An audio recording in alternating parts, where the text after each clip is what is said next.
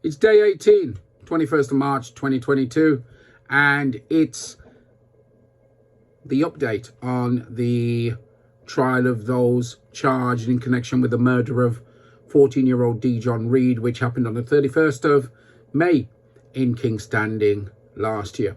Well, at Birmingham Crown Court, three of the defendants today, their barristers did their summing up. The first barrister, who was for one of the male adults, did his summing up, but he did use words to describe the concessions he made, such as irresponsible, reprehensible use of the N-word, for example.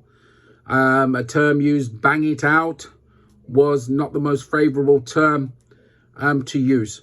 However, he did say that, in his summing up, that no one had any intent, or his client had no intent to kill Dea-John Reid. He wasn't wearing any disguise as a balaclava or anything, and the only thing he had, which one can call a weapon, was his keys, which he threw at Dea-John during a chase.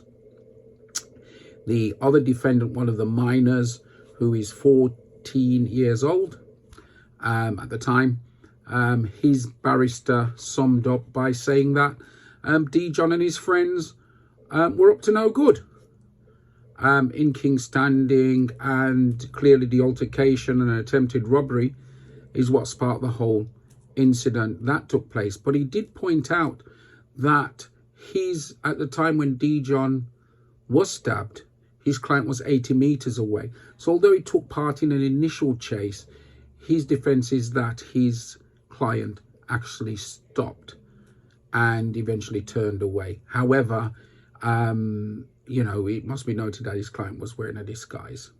Now, in terms of the last defendant today, that young man was 15 at the time it happened, and clearly the defense was again of the issue at King's Standing Circle, and then clearly going down to Withanisa local on College Road and participating in running. However, he said 100 meters away at the time when the fatal blow was delivered to Dea-John Reid. So that's the end of that today. So 3 more on Friday, hopefully. The court's not sitting tomorrow, which is Tuesday, Wednesday or Thursday. And Friday, they'll be back at 10:30 at Birmingham Crown Court. It's anticipated that the final 3 defendants, one charge, one being a woman who has been charged with assisting an offender, and they all deny the charges. The